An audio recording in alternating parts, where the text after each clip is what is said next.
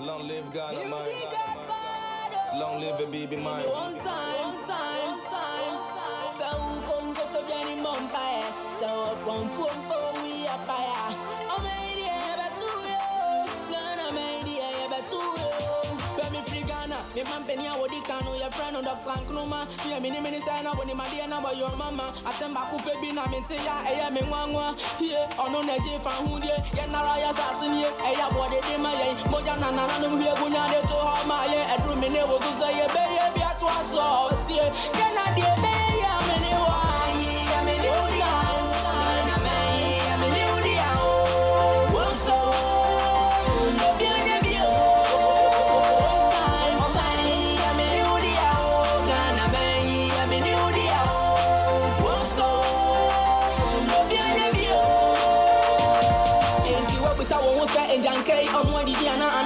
Say Ray Obiana and then Jana and the young Physican Tons of Fangu from Namufraina, come Nayan to Jomon Campo, Yamusaya, kind of Nanomu, so would it be?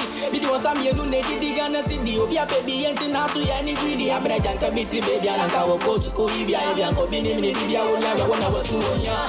Rene, see my back, and the Piatos and Uncle Tick, and so woke up Parliament, I can't go and I just say, I want to come to my power, and Pajan can call Yabawan, and say, Master Bibi, I want to go shop in some tower, and yes, I'm not going to power, when I want to try a bank. When me nyansa sebe nye bana ya kasa kwa meyi ye ya na mi pa uri muntie ngana mai mpana heye meyi ya me ni uri ya ngana meyi ya me ni uri ya wonso no bia ne bio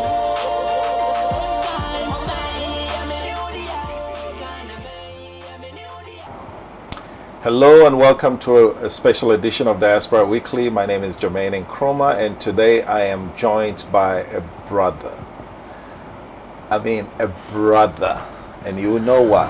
I won't introduce him yet because you know how we got to go to the jungle. But this brother is in charge of an extremely important aspect of Ghana's economy and development. But yet, all through the discussion on social media, on radio and TV, you will rarely hear people mention about it. And that surprises me. But you will know why I'm talking about it, why I'm putting it in that context. Today, you're going to learn a lot of things about what's been happening very, very silently. Okay, but before we go to him, you know we got to go to our jangle, Jermaine's angle. So stay tuned for the jangle. We'll be right back.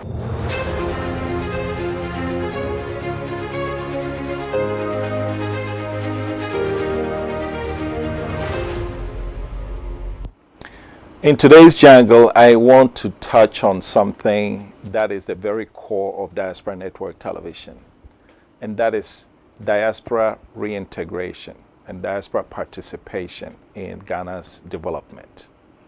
Here are some statistics for you. The lowest, the most conservative estimates has the Ghanaian diaspora, if you count our first, second, and third generations, as about 8.1% of Ghana's population. And yet, when you combine our remittances, which was upwards of 5 billion last year, and direct investment that people, they'll build houses here, they'll open a factory here, helping. When you put all that together, the 8.1% of the Ghana's population that lives abroad contributes as much as about 16.9% of Ghana's GDP. And yet, they can't vote. 8.1% of the population that contributes about 16.9% of Ghana's GDP do not have a say in choosing who gets to lead Ghana, who gets to lead the MP who's running, who's representing the place where I have my factory and all that. Is that fair? Let's compare how we fare with other African countries. Remember, Ghana was the first south of the Sahara to obtain independence, and all around the continent, we've been viewed as the political leader. Well, it looks like we started a race, but people are passing us up because right now, Ivory Coast see the sense in getting their diasporans involved. In around the year 1999, they allowed the Ivorian diaspora to vote in Ivorian elections. The year after that, remittances shot up 25%. 25%. Senegal has 165 legislative seats. 15 of them are represented by people from the diaspora.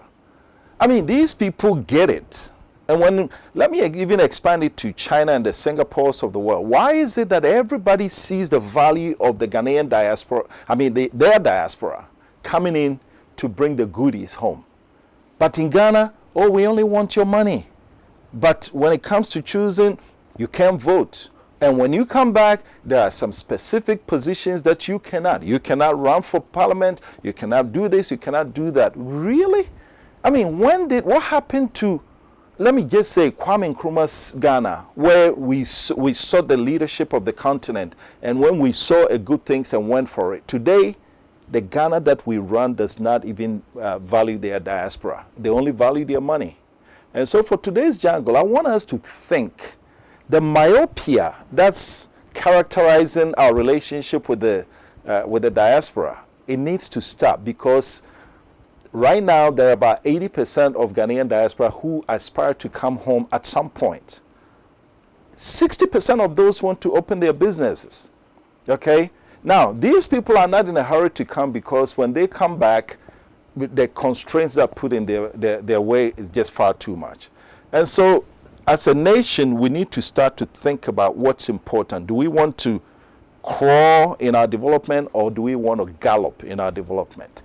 That is the difference between holding the diasporans back and embracing them to bring them back into the fold.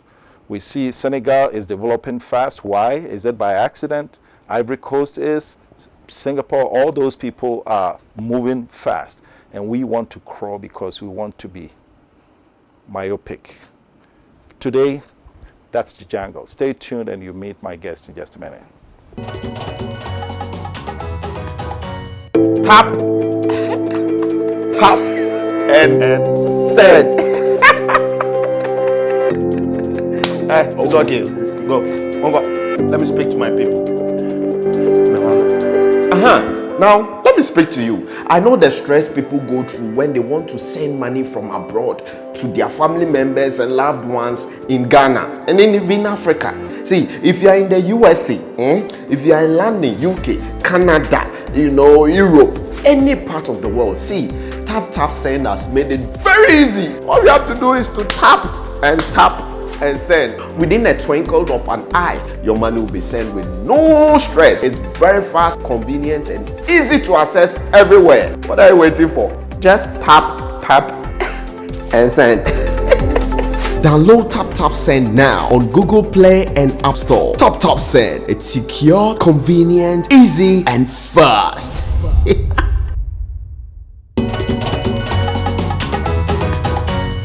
Hello and welcome back. This is Diaspora Weekly. My name is Jermaine Nkrumah, and you're watching Diaspora Network Television. Finally, you get to meet my brother, Yao Owusu. The name is simple, but you're anything but simple. You are deep, education-wise, Thank you. Professionally, and even the mandate that you carry. Welcome. Thank you, Brother Jermaine.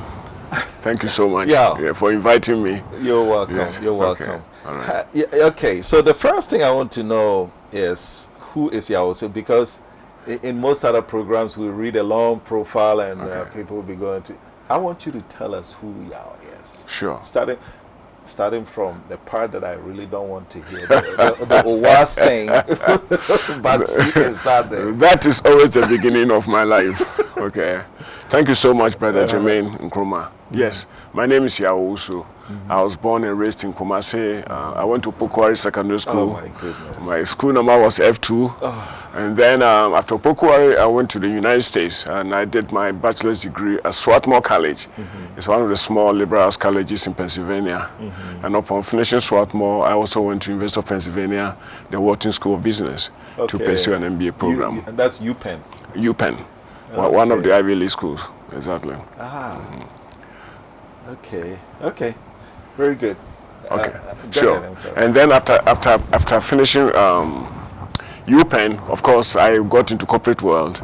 I worked for various companies like Xerox, Whirlpool, Alstom, and then finally I came back to Ghana in 2007 when Ghana made a discovery of oil. Okay. I joined Cosmos Energy. Okay. Cosmos Energy came to Ghana through introduction from my own brother, Mr. George Yausu. Okay. Okay, so we were part of the whole oil discovery. So he's George Yausu and you are... I'm Jesse Yausu. Yausu, okay. Without the George, yes. So how do you distinguish between yourself? Both of you are Yausu. Okay, so at home they will say Yausu Penny Okay. and then Yausu Ketua. So I'm Which Yausu one? Ketua, Ketua, okay. and George is Yausu Penny. Okay, very good. Exactly. So and when you mentioned pen, you pen, you notice I paused a little bit because is it different from Penn State? Penn is different from Penn State. Penn State is a state college. It's a state college, university, yeah. Because there's this joke where this guy who didn't go to university and he's sitting there and people are saying, "Oh, I went to Penn State University." I say, "Oh, me, I went to State Penn." And for those who State Penn means State Penitentiary. Exactly. Oh, I see what you said. Yeah, I got it. No. But good. So it means Wharton College. Yeah, University of Pennsylvania, Wharton School. The Wharton School of Business, yes. That's one of the best. One of the premier business schools in the U.S. And then what happened after that? Okay, so after Wharton, like I said, I worked for various companies in the U.S., including, as I mentioned, Xerox, Whirlpool, and then finally I also did some work in Wall Street for AIG. And then finally, as for Wall Street, when you mention, I have to step back because they don't just pick anybody to work on Wall Street. Sure, thank you. Anyway, so then I came back to Ghana in 2007 to assist my brother, to basically start the operations with Cosmos. Later on, Talo joined in. Cosmos, that rings a bell. Cosmos Energy. Yes. Cosmos. So your brother, George Owusu, was the EO group. Yes. All right, and you. So what's your relationship with Cosmos? What did you do there? Okay, so I was a chief financial officer here in Ghana for Cosmos. Okay. And my brother George Yausu was the country manager, so to speak. Yeah. Exactly. And as you can tell from his experience, it's not like a typical, "Oh, I've got something, brother, come here," whether you're qualified or not. You were very fitting for that position. Exactly. In fact, I did interview with Cosmos, and based upon my background and my experiences, they felt comfortable to invite me to Ghana to head with the operations of finance. So what was it like? There was a lot of turmoil after the oil discovery. In terms of what? In terms of, when the oil discovery was made in 2007, the following year there was a government change from MPP to NDC. Yes. And it looks like there was, how was that? What was that office like? Okay, I think what happened was, so I left Ghana, Cosmos, and went back to the US to Dallas Cosmos. Okay, when did but I think I left in 2008, at the end of 2008, beginning of 2009. Okay. But what happened was Cosmos wanted to offload their interest in Ghana to ExxonMobil. Right. Unfortunately, with the new administration, that didn't pan out very well. Exactly. So Cosmos, in partnership with Talo, Talo took the what they call the operatorship, the unit operatorship, and Cosmos just became a unit, just became an equity investor. If I may dig down a little bit, we read certain things in the news that the new administration didn't want an American company; it wanted a Chinese company rather to buy. Yes. Yes. And why wasn't that an option for Cosmos? Well, because Ghana, everything is politics. Yeah. Okay, this oil discovery was made under the MPP administration. Right. So when NDC came to power, they felt that there was some fishy business. Right. So they didn't feel comfortable with Cosmos, even though Cosmos came to Ghana not because of MPP, but they made a discovery. Right. Exactly. In fact, the company that brought Cosmos to Ghana was Anadaco. Anadaco was also an oil company in the US. They came to drill in Benin. And when they didn't find the oil, Cosmos invited them to bring their drill ship to experiment to see if we can make a discovery. And lo and behold, they made a discovery. So they even gave Anadaco 20% of the oil share. Right. And then Cosmos and Talo also became partnership to develop the oil field. Yeah. And I know the EO group, which is your brother's company, had 3.5%, which was the Cosmos end, not the Ghana end. It was, well, when you see, they were all in partnership. It's called carried interest. Carried interest. Okay, they had 3.5% carried. In other words, Cosmos was paying for their contributions during the development of the oil sector. Exactly. Okay. And then at the back end, when the oil's revenue came in, they had to refund their money back to Cosmos. So when people said at that time, and I remember a statement, Kwesi Pratt actually, I heard him say, Ghana for the is 10%, but Kufuor and his boys over there 3.5%. What's the credence to that? That was never true. I mean, this what they call carried interest is very common worldwide. Yeah. Okay, so it's not only the EO group. If you go to Venezuela, in most cases, because they had the oil block. All right, and they gave the concession to Cosmos and also to Talo. Okay. So then they gave them a 3.5% carried interest. In fact, Ghana government had 10% plus an additional 2.5%. Yeah. And then if you ask the tax component, in fact, Ghana government had about 15%. Yeah. And then don't forget the royalties piece. Exactly, which was 5%, right off the top. For every 100 barrels of oil that was produced, Ghana government gets 5%. And then the remaining 95% will be apportioned to the various investors. So if you look at it like, I didn't even know that. So the royalties come from the top. From the top. And so when you look at the 13.5% or whatever that Ghana gets, it's actually a higher proportion. It's 13.5% of 95, which 5 had already been gotten. Exactly. Okay, okay. See, these are things that a lot of Ghanaians, we go on radio and TV and talk about stuff without actually knowing this thing. So it's really good to. So what was your time in the United States like? You are a Katechie, and you finished school. I don't even when I mention Katechie, my mouth doesn't want to agree. But you were a Katechie, and you went to United States. Yes. Is it after Form 5 or 6 form? After 6 form. After 6 form. Yeah. I did my own 6 form. Yeah, go ahead. All right. And then you did 6 form too at. Not at Opokuare. Where did you do it? I did at my own pace with some friends. Oh, okay, yes, okay. Yes. Okay. Because I call your That would be a abomination. Okay. Okay. Yes. And so when you landed in the United States, yes. what was it? Take me through when you arrived and. Sure. Things. Okay, so after Opokuare, like I mentioned, okay, so going to Swarthmore. Swarthmore is a private college. That was through COMSOL. It was through COMSOL. So we had full scholarship. Oh, okay. Okay, full scholarship. Everything was tuition. Everything was paid. In fact, it was a big shock when we went there. Okay. Private school, everything is paid for. All what you had to study, all what you had to do was to study. Wow. You didn't have to pay a penny. You're the one lucky. Exactly. So, and I finished Swarthmore in 3.5 years instead of 4 years. Okay. It's one of those prestigious liberal arts colleges in the U.S. They have about 10 of them. Okay. Swarthmore, Amherst, Williams, Pomona, Wesley, Smith College, then you must have been sharp in high school. It was a very competitive environment, even at Swarthmore. You see how he's saying that.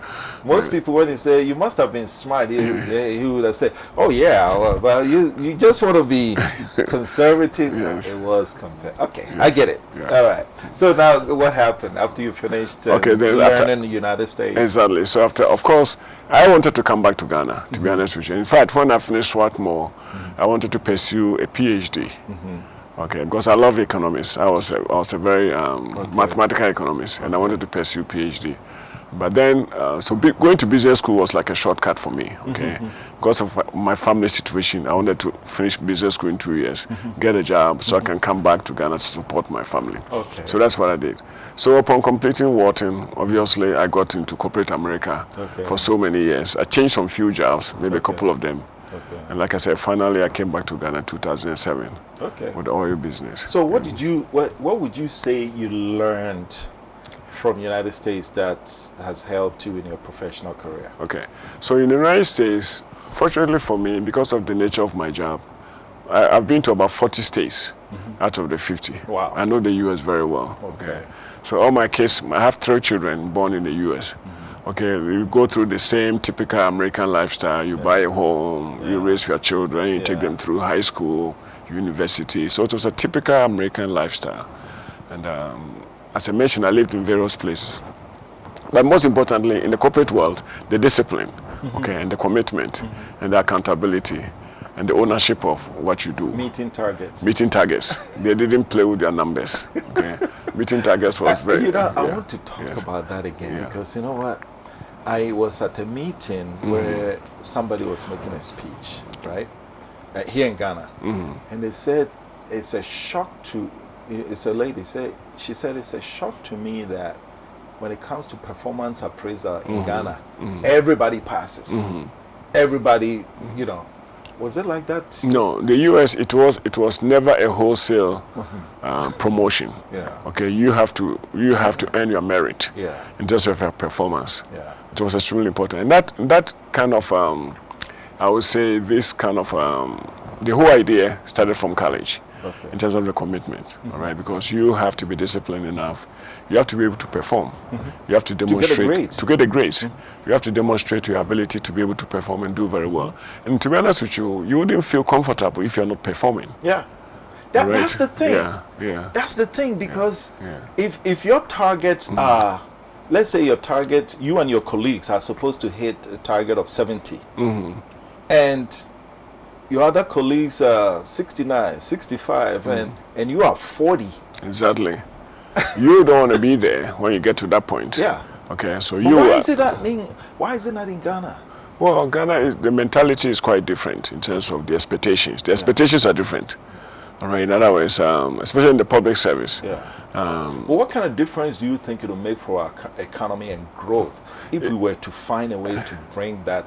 It's for people to take responsibility for what they do. Yeah. And then we need to upgrade our performance metrics, how we measure people. Okay. Because at this point, just like you mentioned, people basically they just get a free pass. Yeah. As long as you show up for work. Yeah. There are some few people in the system who are very dedicated to their Right, job, to be honest with you. I've met some few people in Ghana who are very committed to their, Absolutely. to their Even job. in spite of the lack of system. there are some people who are driven themselves. Okay. They drive themselves to succeed. They want to be successful in what they That's do. very important. Exactly.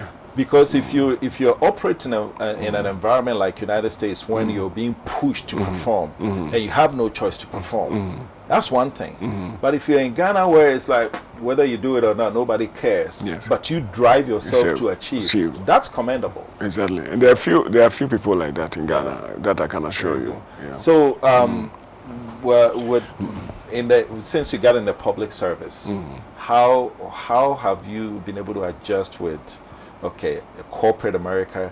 Now you come here, people don't show up, they go to funeral. What's it like? It's a big challenge, okay? And how do you motivate people? That's a key word here, okay? In terms of how do you... And I've always told people that we take a job for three reasons.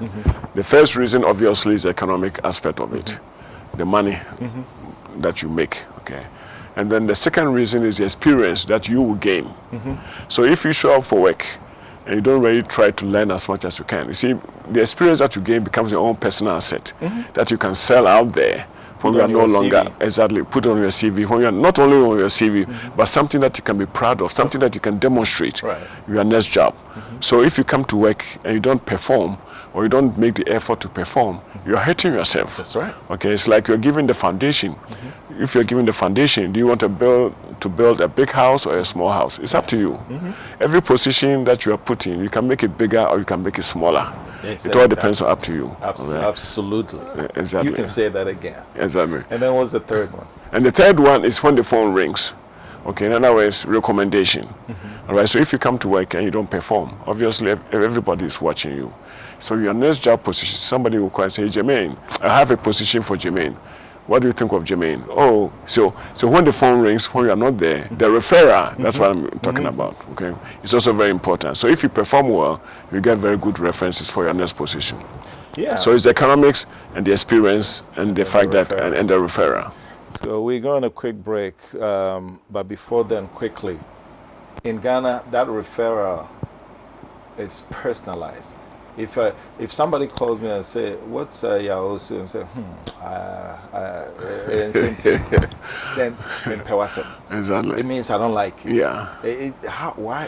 It's quite different from the U.S. People will be very objective. Yeah. Okay. I mean, if they don't want to give you any recommendation, they'll tell them that I'll pass. I'll pass. Exactly. And They may not say no. Yes. I will say I'll pass. Yes. And everybody in the industry understands that's a no. Exactly. This is Diaspora Weekly. We're in conversation with Yaosu. I didn't even tell you who it is yet, but when we come back, we will talk about that. Stay tuned.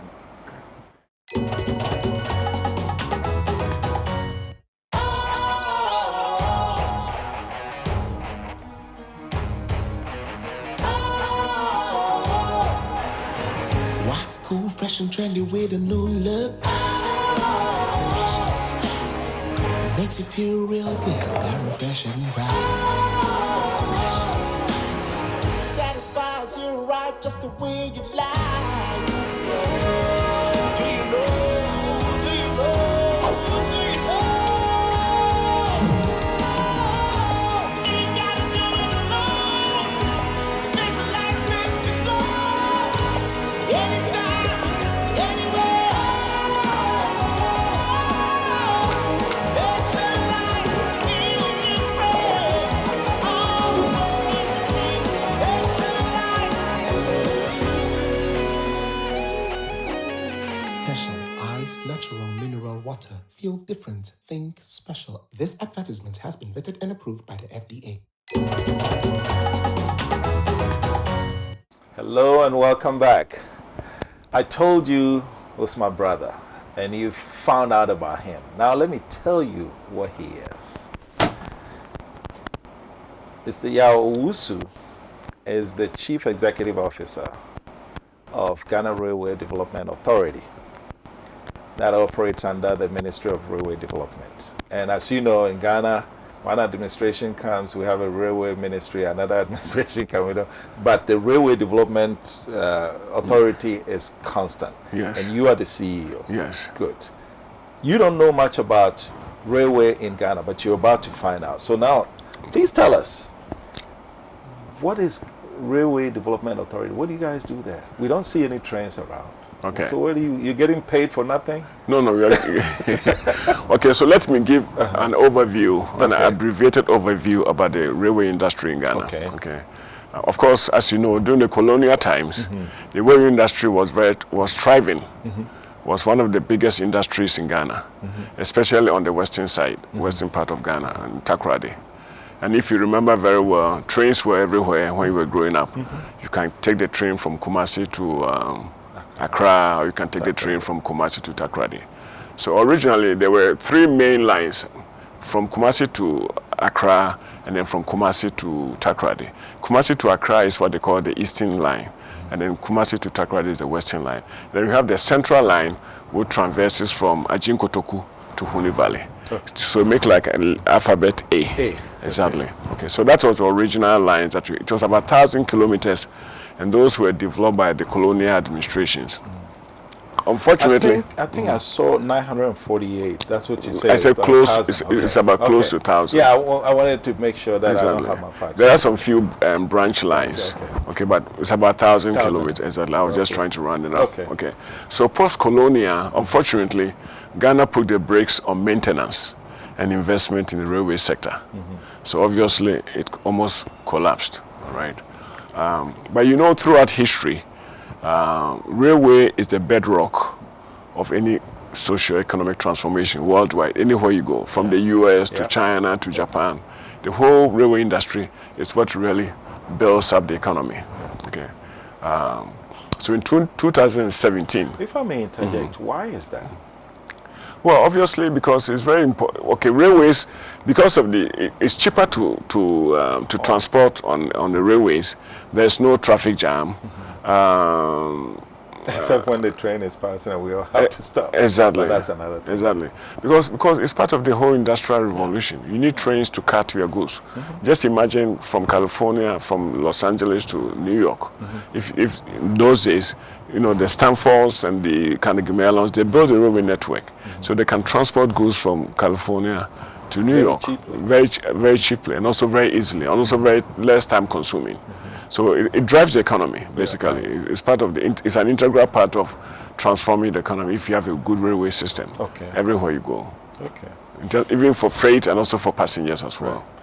And it's noteworthy that during the colonial times, we had the narrow gauge. Yes. Okay. Now Yes. you guys are building the international gauge. The standard gauge. Okay. The narrow gauge is the distance. When you say narrow gauge, it's basically the distance between the rails, Right. which is about 1,035 millimeters, versus the standard gauge, which is a wider gauge, which is about 1,435 millimeters. Good. Exactly.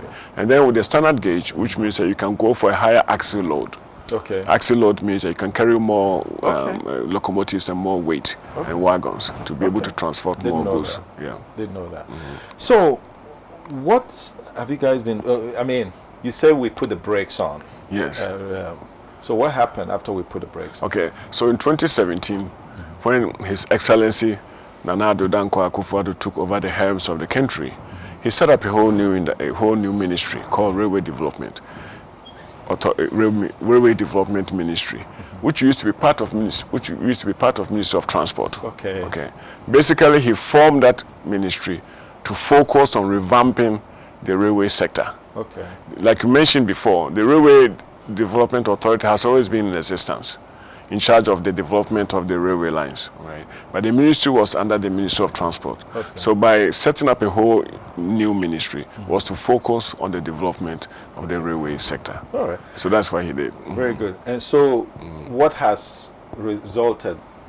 What has happened as a Okay. result of that? So as we speak now, Ghana, currently we have about $2 billion in the pipeline in terms of investment, right? To what? $2 billion US. Wow. Yes, in investment in the railway So sector. how come we haven't seen any trains yet? All right. Because, for example, we have the Tamampaka Dam, which is part of what they call the Eastern Expansion. It's 97 kilometers. Okay. It goes from Tema Port to a town called Mpaka Dam, Okay. near the Akomu region, Okay. 97 kilometers. Okay. Now, this project is it will be completed by the end of 2023. Okay. Okay. And then on the Western Line, which has been our top priority, the reason why the Western Line is so important is because of the bauxite mines Okay. at Awaso and also Nyinahini. And then you also have the manganese mine at Nsuta. Okay. So the focus now, most of our investment is on the Western Line, from Takoradi Port all the way to Kumasi. Now, on the southern part of the Western Line, How many miles is that? it's Kilometers? about 340. 340. Exactly. And then we have a branch line Okay. from Dunkwa to Awaso. Okay. Awaso is where you have the bauxite mines. Right. And then from Awaso to Nyinahini. Okay. A distance of about 64 kilometers Okay. between Dunkwa and Awaso.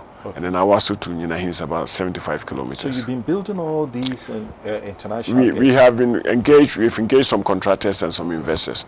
About 50% of the Western Line is either under construction or under contract. Okay. All right. So, for example, in Kumasi, we have the Kumasi to Kasi line. It's about 6 kilometers. Okay. And then we have Kasi to Eduaden, a small town called Eduaden, about 11 kilometers.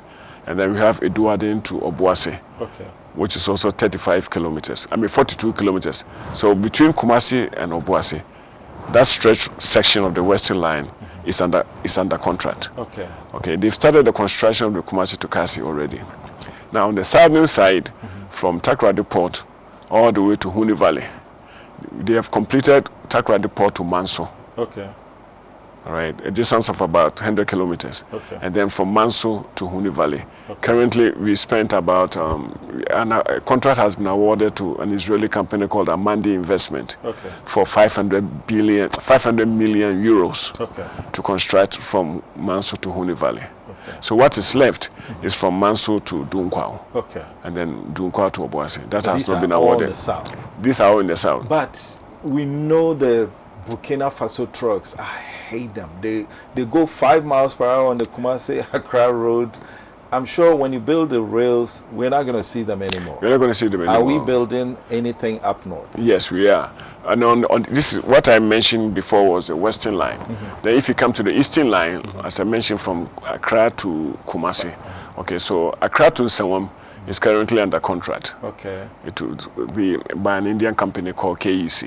Okay. They will start construction probably in September. Okay. And then we have Nsawam to Kuforidua to a town called Bosusu. okay, which is also under contract. Okay. And then we have Bosusu, a branch line to Chebi. Because Chebi also has some bauxite. Okay. That one has not been awarded yet. Okay. And then from Bosusu to Kumasi, about 193 kilometers has also not been awarded. You know, when you mention Chebi, you know, this administration has been beat up, Chebi. So it's important that you stress that you're not just sending a train there because there's bauxite there. In Chebi. Okay. Exactly. Good. So now that goes all the way to Kumasi. So if I hear you correctly, you have Takrady to Kumasi with some branches. Yes. And then you have Tema to Mpakadan. And then you have Accra to Kumasi. Yes. Okay. And then we have Tema all the way to Paga. Okay. Wow. Now, the Tema Mpakadan line is part of the, so we are in talks with Burkina Faso for international interconnectivity. Okay. You know, a joint partnership to develop the lines from Tema Port all the way to Mpakadan to Hoi Hoi, to Hoi Hoi to Yendi, from Hoi Hoi to Nkwanta to Yendi to Tamale to Paga, to connect with the Burkina Faso. That discussion has been going on. So the Accra, the Tema to Mpakadan is part of the Burkina connectivity line. Okay. Is there anything going from the Kumasi end to join Tamale? Yes, that one is what they call the central spine. The central spine. The central spine from Kumasi to Tamale. That one is currently, some Chinese companies came about a couple of years ago to show some interest, but that is currently not under contract. But you mentioned all this is either in construction or under contract. What has been built? How many kilometers have been built? Okay, so overall, I would say, when you say built, finally built. Because I've seen some of those. Yes. The one from Tema to Pakadan. It's about 97 kilometers. And then you have the Takrady port all the way to Manso. It's another 100 kilometers. So overall, it's about 200 kilometers has been built. But by the time, by 2024, when this administration lays power, I can tell you that about close to 500 kilometers would have been built or under construction. Now, based upon our current master plan, the railway master plan, the entire network of railway network in Ghana is about 3,840 kilometers. And based upon that, and then they are all supposed to touch all the 16 regions. Interesting. And the average price tag to build a kilometer of railway is about $5 million per kilometer. Wow. So the 200 that's been built now, already 1 billion is gone. So when people say, oh, where's the money? 1 billion is pretty hefty. It's hefty, exactly. So that's already there. But because there are no cars on them yet, people don't see it. Exactly. And railway, see, you can't build railway in the middle of nowhere. In other words, you have to build from point A to point B. So even though we are developing from Takrady Port, the goal is to get to Dunkwao, to get to Awaso. So we spent money to build it from Takrady Port to Takwa to Suta to Manso. But that is not the end of it. Now, currently, we have manganese at Nsuta. All right, so when these lines are finished completely, then we can transport the manganese from Nsuta to Takrady Port. And I also heard that there's the Adome Bridge. Adome Bridge. There's that's for vehicle or ordinary vehicle. Yes. But you guys are building one, a similar one across the Volta that will be used by train. Is that okay? Exactly. And that is part of the Tema to Mpakadan. And that is a 300-meter bridge over the Volta. I know it's not a suspension bridge. It cannot be. It is a suspension bridge. Suspension bridge. And the train is going to pass. And the train is going to pass on it. It's a suspension bridge. A 300-meter suspension bridge to be used by freight train. Yes. It starts from Senchi all the way to Japan area. I don't know if I want to know what's the price tag on that. For the bridge, no, it's part of the Tema Mpakadan. The Tema Mpakadan is about $500 million. Wow. Because of the bridge, especially. Originally, we were going to go to Akosombo, but because we did not want to disturb, there were some scientific calculations that it may interfere, vibrations may interfere with the dam. So we had to bypass the Akosombo and go straight to Mpakadan. Wow. So when will we see our first? When will we get our first train ride? Because we try too much. Okay, so currently if you go to Takoradi, from Takoradi port to Kojo Krom and Ashim, they have a train ride there. Oh, really? Up to Kojo Krom. It's about only 5 kilometers. Okay. Exactly. But it's commercial. It's a commercial. It's a passenger train. Passenger train. Okay. But like I said, in Suta mines where you have the manganese, they are still using the old narrow gauge to transport.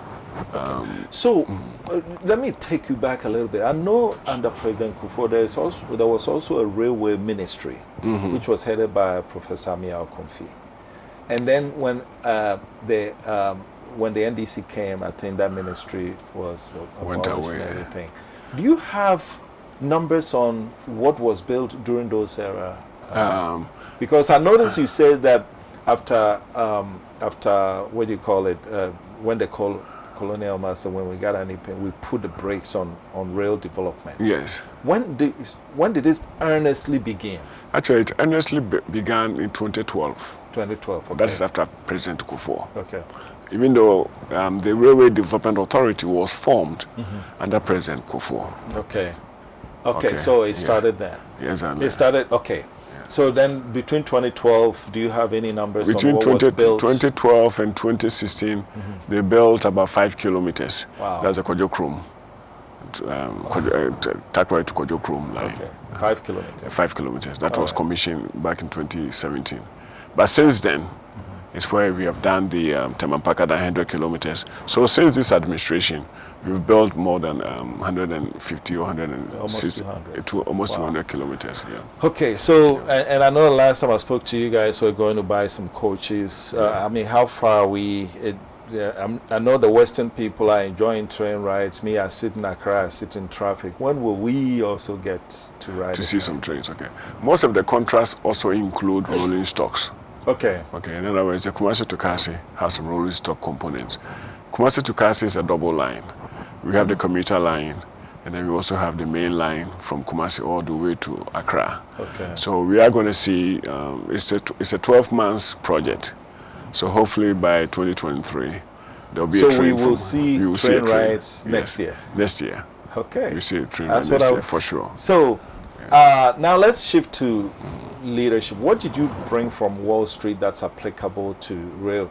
I mean, I don't want to mention, but if you're an economist and now you're dealing with trains, how's the transition been? Okay, the transition. Okay, first of all, as I mentioned, it's a very capital-intensive industry. Okay. All right, and that's the reason why people feel that you borrow so much money. Yeah. Now, there are 3 financing options that you can choose. Either the government of Ghana or what they call GOG has their own money to invest in the railway sector, or which we don't.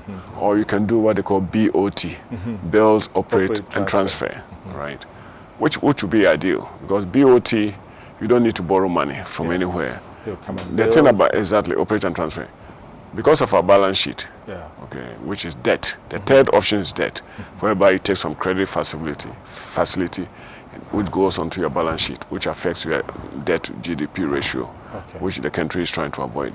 So the ideal situation would have been BOT. Unfortunately, the BOT has a very long span, maybe 25 to 30 years. And initially, there will be some revenue shortfalls. And typically, when these investors come, they want to get some type of revenue guarantees or some sovereign guarantees, which is also a debt. All right. So yes, my experience in finance is very critical, because without the financial know-how, how do you attract investors to come in? That is key, because that BOT that you're talking about, it's almost similar to take or pay, but not quite. Exactly. In other words, if I'm using my money to build this much train, you want to guarantee me that I'll earn XYZ on an annual basis for 25 years, and if I don't, you make up the difference. Is that what? Yes, there is a new PPP law, which is public-private partnership law under the Ministry of Finance. And what that does is basically it gives assurances to investors that if there's any shortfall, the government will pick up the gap. All right. So in fact, most investors wouldn't come to invest in Ghana without a PPP law. All right, which requires a lot of feasibility studies. You have to do a lot of due diligence. And typically, it's like you go into a cliff. they want to invest, and then they realize that the revenues are not there, the cash flows are not there, so they back off. Okay. So, okay. So in the 1 minute that we go on the next break, tell us why. I know you said it's the cheapest way and everything, but if we have all these articulators carting our goods, why do we need to borrow all that money to get into trains? Okay, that's a very good question. In fact, the whole train sector collapsed. When the whole train sector collapsed, when we started building when people started bringing articulators into the country. Okay. Okay. Which has really damaged our roads. And they overload them. Okay. The Right. traffic jam. So, and the road network is also not the best in the country. So this is going to save our roads. It will save our roads a lot. Yeah. Very good. This is Diaspora Weekly. We'll go on a quick break. When we come back, we'll delve into arrival management, diaspora. Stay tuned. We'll be right back. Tap and send. It's okay. Bro, let me speak to my people. Now, let me speak to you. I know the stress people go through when they want to send money from abroad to their family members and loved ones in Ghana and even in Africa. See, if you are in the USA, if you are in London, UK, Canada, Europe, any part of the world, see, tap send has made it very easy. All you have to do is to tap and send. Within a twinkle of an eye, your money will be sent with no stress. It's very fast, convenient, and easy to access everywhere. What are you waiting for? Just tap and send. Download Tap Send now on Google Play and App Store. Tap Send. It's secure, convenient, easy, and fast.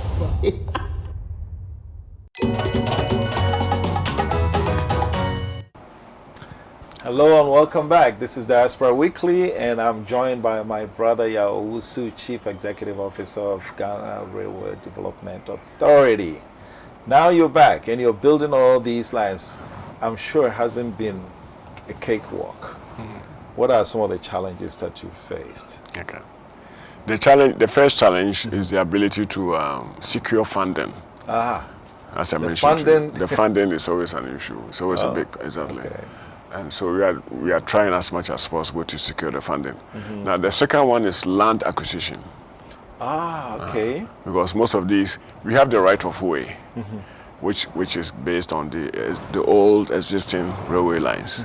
Now, so for example, on the western line from Kumasi to Takoradi, we have the right of way.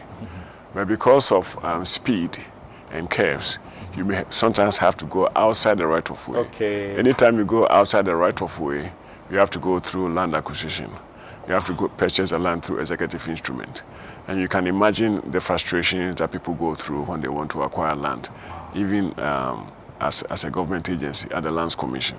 So that's the biggest, one of the biggest. So you have to go through Land Commission. You have to go through Lands. Exactly, you have to go to Lands Commission too. They will have to do the evaluation, the assessment, and all that through Land Commission.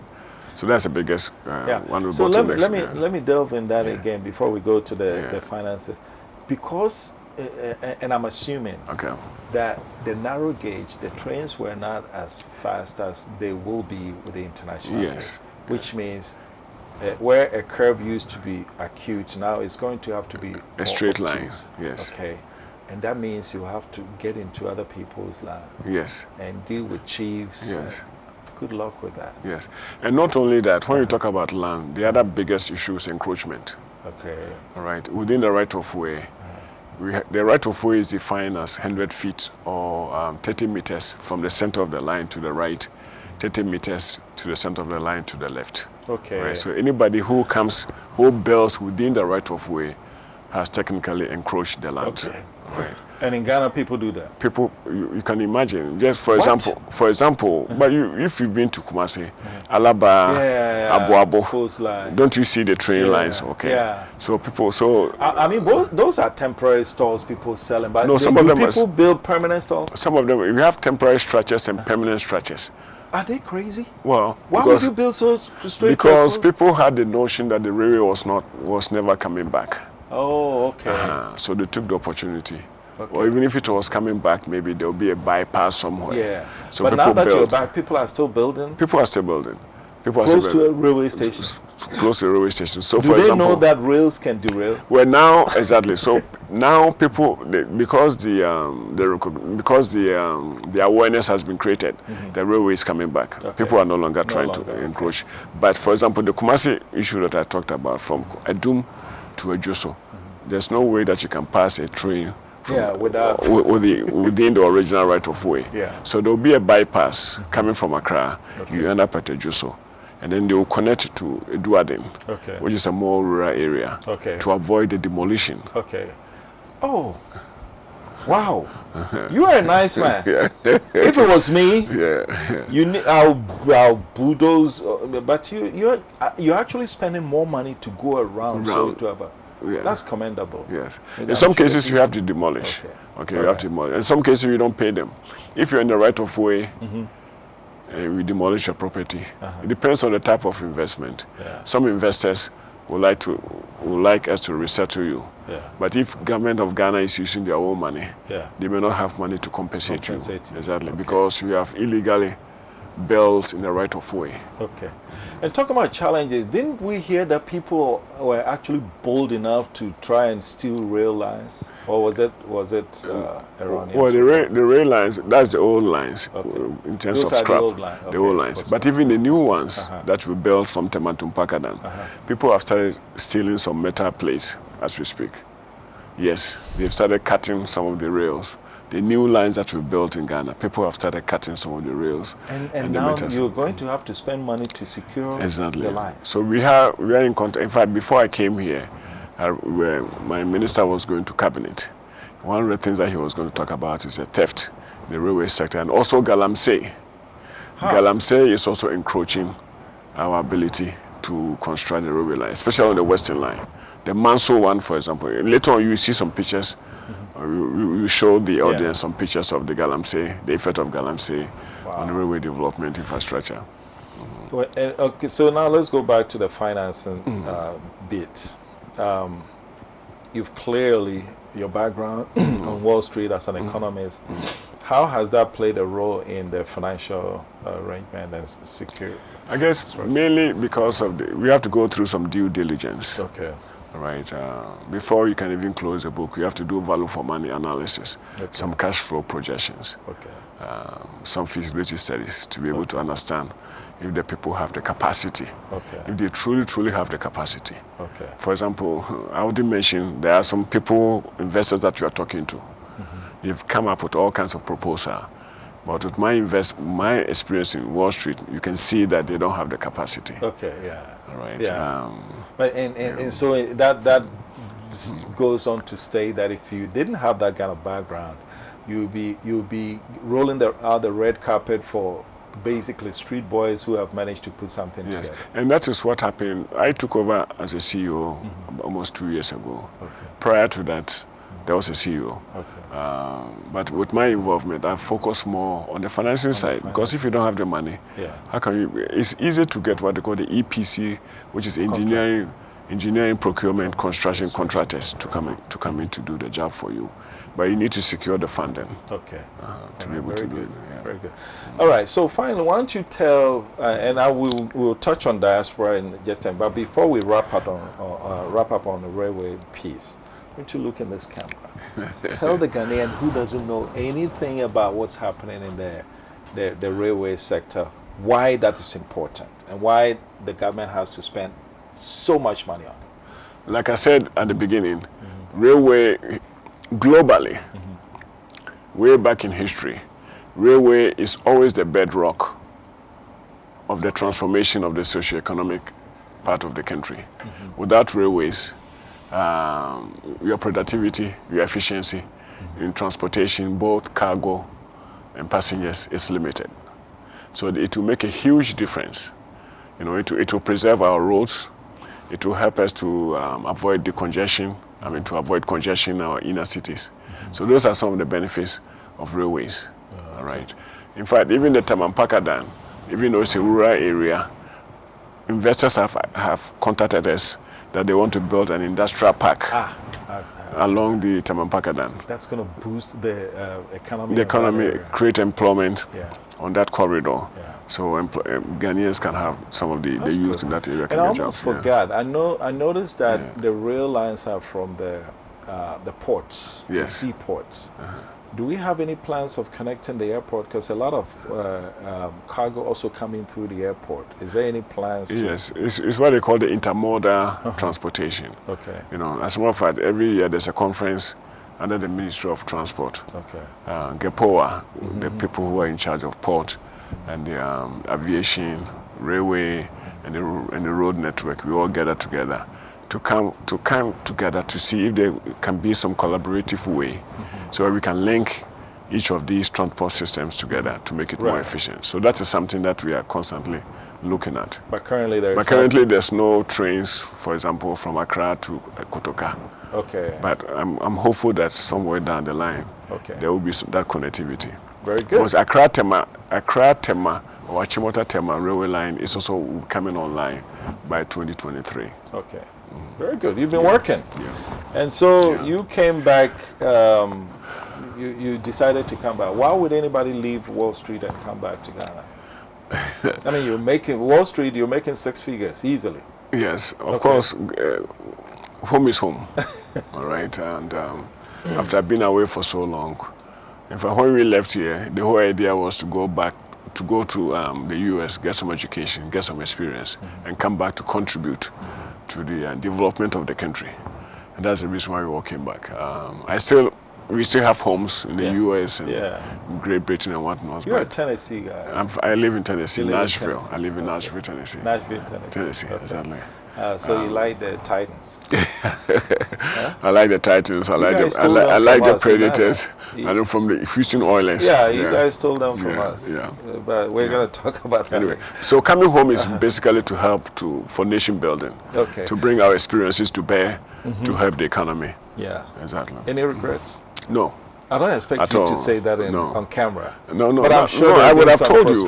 There has been frustration, but those are the challenges everywhere you go. Right. I mean, everywhere you go, there will be some challenges. So you have to take the good and the bad. Yeah. So I don't have any regret. What do you say about those who want every pothole filled, every light switch done, everything done before they come back? No, they have to jump on the bandwagon. Please, if you have any expertise that you can help Ghana, we would like you to come back to Ghana to assist us so we can build the country together, then we can enjoy the country together. Yeah.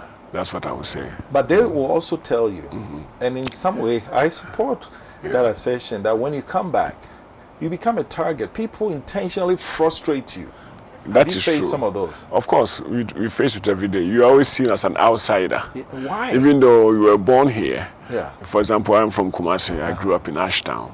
But people see you as an American. Even at the ministry, they call me American man. They call me American man. There comes American man. Okay. They always see you as an outsider. Even though you were all born here, you were raised here. It's tough. I mean, you're an Ashtown boy. It's not like, you know. I'm a tech boy, more Ashtown.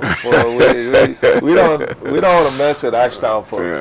Kumasi, the Ashtown crew from Bantama, Safo, no-go areas. Yeah. But you grew up there. I grew up in Ashtown. But now you come back and you're an American man. They call me American How? man. They call you American man. They think that your whole concept of life has changed. You are no longer, quote-unquote, a typical Ghanaian. Yeah. But, okay, so when Ghanaians complain about that, right? Is it our fault that we've changed? I don't think so. In fact, wherever you go, you know, there'll be the good and the bad. You leave the bad behind and you bring the good back to your country. Okay. It's not our fault. I think that if you can all, just like you mentioned, participation of Senegalese in the electoral process in Senegal and Ivory Coast. you all have experience. You all go out there. There are a lot of people that I know in the U.S. who have a lot of experience that they want to come back to Ghana. But sometimes they cannot withstand the frustration that they have to go through. The mentality and the whole social aspect makes it very difficult for people to come. Here's where you told me you like numbers. I'm going to give you 100 chips. Yes. 100 chips. So we're talking percentage here. Yeah. What prevents the Ghanaian diaspora from returning to help with nation building? In term, if you were to put the 100 chips, how many chips would you ascertain to local pushback, those at home who make it difficult to come back? And how many chips would you allocate to the diaspora who said, no, I won't come until in other words, they are the reason they're not coming? So if you have to put percentages, is it the diaspora fault or the local? I will split it right in the middle, 50-50. 50-50. Okay. Like I said, there will be challenges no matter what. Okay. Even in the US, you face challenges. Yeah. The reason why we all came back sometimes is because of the fact that you realize that you're in a foreign country. Yeah. Okay, so no matter what you do, you are still a foreigner. Right. All right, so at least you feel at home. So you feel at home, yes, your people will call you American man and whatnot, but you still feel at home. You know, some of this is where our roots are. Yeah. So I think that sometimes you have to put aside all the some of the challenges, and just come in and just contribute. And I know that there is a policy side, and then there is the people, societal side. The policy side, are we doing enough? I mean, the people who make policy in Ghana today, a good chunk of them are former diasporas. You see what I'm saying? We need to look at the president and people who are in parliament and, the judiciary. Almost everybody has had a significant stint outside. But why is it that we cannot, from a policy side, influence the policy to facilitate the return of the you see, but the diaspora? policy is driven by the legislative arm of the government, which is parliament. And that is where we are. I mean, for example, GRDA is under the Ministry of Railway Development, so all the policies will come from the executive, from the ministry. Okay, and the ministry is controlled not by the diasporans, by the executive, by the executives at the ministry. Okay, but ROPA, the parliament will tell you we've done our job. We passed ROPA in 2005. The president signed it into law February 2006. Why is it on the shelf? So I don't know why. I don't know why it's still on the shelf. I don't know why we can't implement ROPA.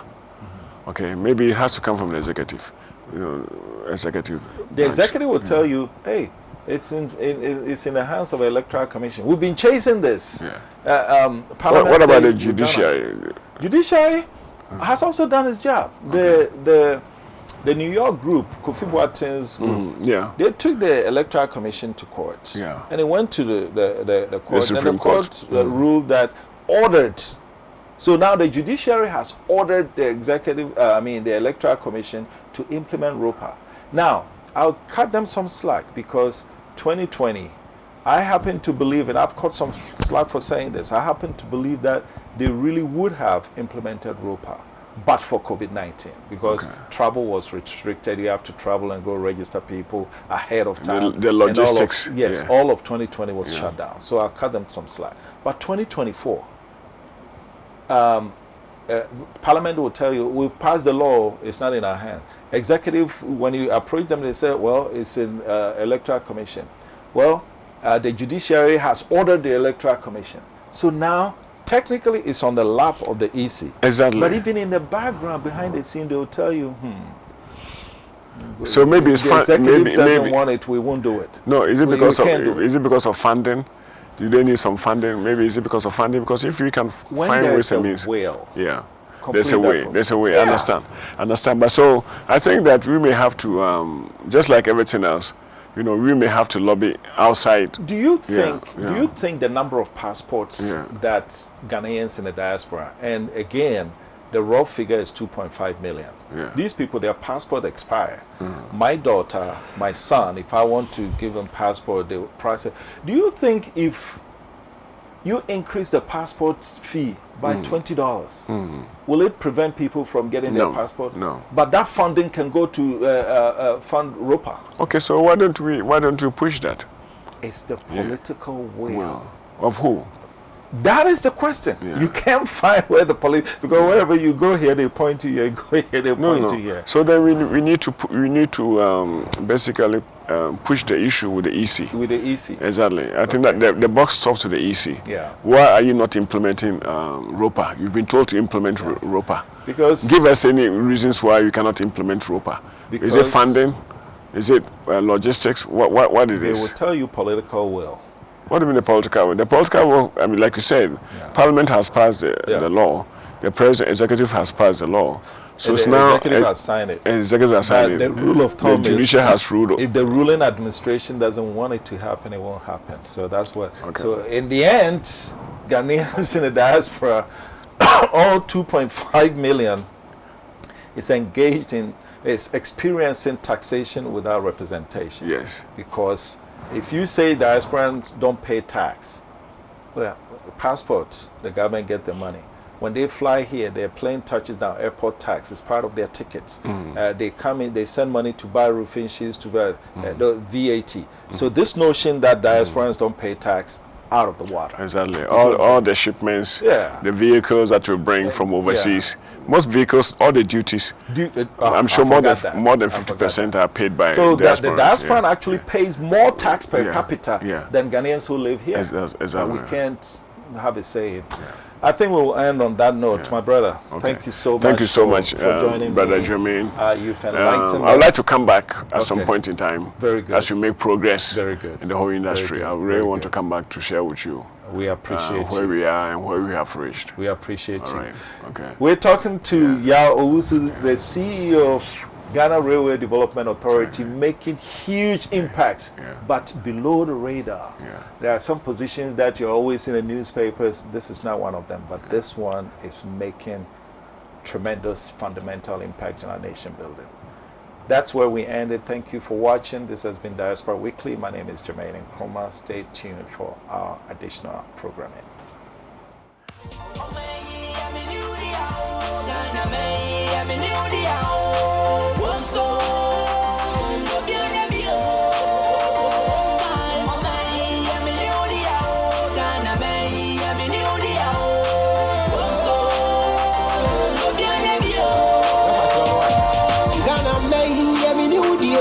Before near Grosha, Yenia Bio, Yama politics, and Tam Yeniatio, there's a bomb to push your hair, Yenia Bio. Yenya Bribi, my Injirima, Machiramo Dada, Kojo Kanchini or Hinima, Yamri Emojeni, Yenya Serpam and Kromanyasa, Eddie or Tambemua, Eddie Asemeba. We need peace, no ratatata. Solve the beef with your brother, dada.